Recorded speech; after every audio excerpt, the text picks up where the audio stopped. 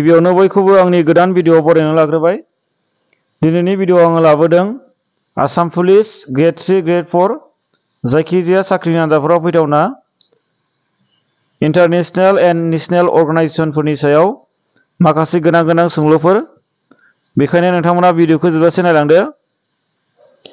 दा कुइसन नाम्बार 1 आव दङ,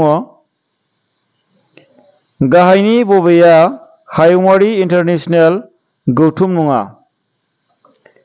दा बाहाय अप्शनफोरनि गेजेराव बिनि थार फिननाया जागोन अप्शन सी नासा। कुइसन नाम्बार 2 आव दङ, नासानि गाहाय मावख'आ बबेयाव दङ?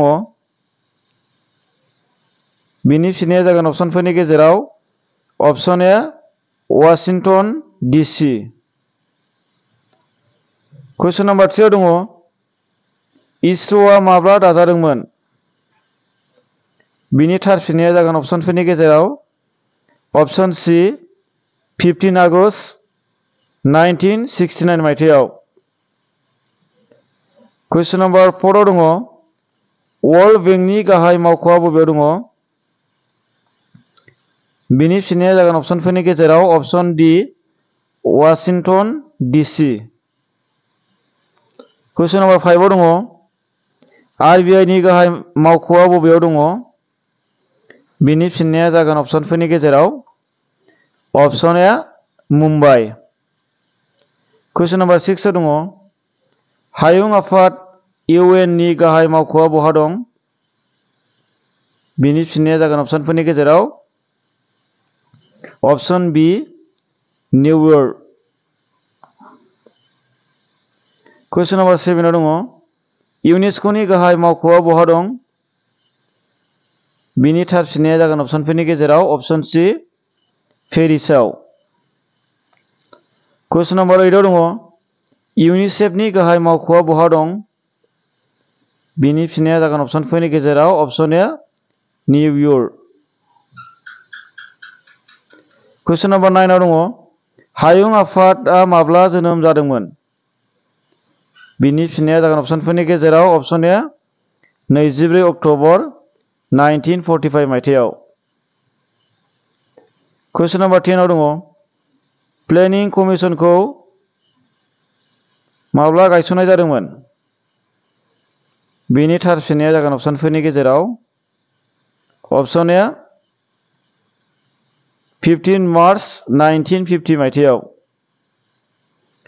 कुइसन नाम्बार 11 आव दङ, नेशनेल डेभेलपमेन्ट काउन्सिलखौ माब्ला गायसननाय जादोंमोन? बिनि फिननाया जागोन अप्शनफोरनि गेजेराव अप्शन सी 6 आगस्ट 1952 मायथाइयाव। कुइसन नाम्बार 12 आव दङ, रिजार्भ बेंक अफ इन्डियाखौ माब्ला गायसननाय जादोंमोन? बिनि फिननाया जागोन अप्शनफोरनि गेजेराव अप्शन ए 1935 मायथाइनि एप्रिल दानाव। कुइसन नाम्बार 13 आव दङ, फुड कर्परेसन अफ इन्डियाखौ माब्ला गायसनदोंमोन? बिनि फिननाया जागोन अप्शनफोरनि गेजेराव अप्शन ए 1965 मायथाइयाव। कुइसन नाम्बार 14 आव दङ, नाबार्डआ मा? बिनि थार फिननाया जागोन अप्शनफोरनि गेजेराव अप्शन सी गंसे बेंक। कुइसन नाम्बार 15 आव दङ, वर्ल्ड ट्रेड अर्गानाइजेशन WTO नि गाहाय मावख'आ बबेयाव दङ? बिनि फिननाया जागोन अप्शनफोरनि गेजेराव अप्शन सी जेनेभायाव। कुइसन नाम्बार 16 आव दङ, life insurance corporation of India LIC खौ बबे मायथाइयाव फसंनाय जादोंमोन? बिनि फिननाया जागोन अप्शनफोरनि गेजेराव अप्शन ए 1 सेप्तेम्बर 1956 मायथाइयाव। कुइसन नाम्बार 17 आव दङ, LIC नि गाहाय मावखुलिया बबेयाव दङ? बिनि फिननाया जागोन अप्शनफोरनि गेजेराव अप्शन बी मुम्बाइ। कुइसन नाम्बार 18 आव दङ, नाबार्डनि गाहाय मावखुलिया बबेयाव दङ? बिनि फिननाया जागोन अपसनफोरनि गेजेराव अपसन ए मुम्बाइ।